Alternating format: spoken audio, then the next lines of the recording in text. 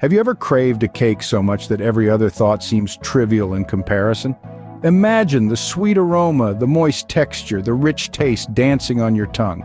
Well, there was once a man who was consumed by this very craving. This isn't your typical tale. It's a narrative spun around the magnetic pull of the delectable delight we know as cake.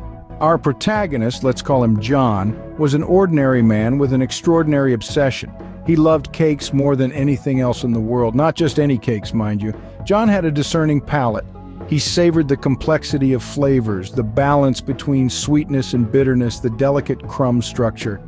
You see, for John, cakes were not just a dessert, they were an art form, an edible masterpiece.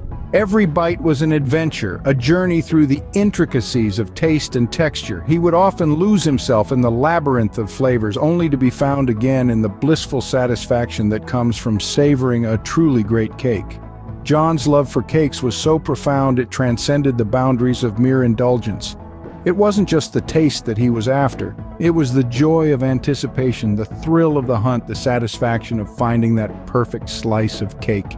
Cakes for John were a way of life. His craving was so intense it drove him to explore. He would traverse the city, visiting every bakery, every cafe, tasting and critiquing every cake he could find. Each new discovery, each new flavor was a treasure to be savored and cherished. But here's the interesting part. John's love for cakes didn't stop at eating them. He began to bake, experimenting with different flavors and techniques, pouring his heart and soul into every cake he made. His kitchen became his sanctuary, a place where he could express his love for cakes in the most tangible form. And so, the story of John, the man who craved cakes, is not just about an obsession.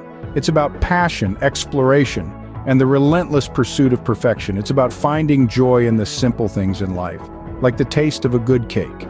In summary, John's love for cakes was not a fleeting craving. It was a deep, enduring passion that defined his life.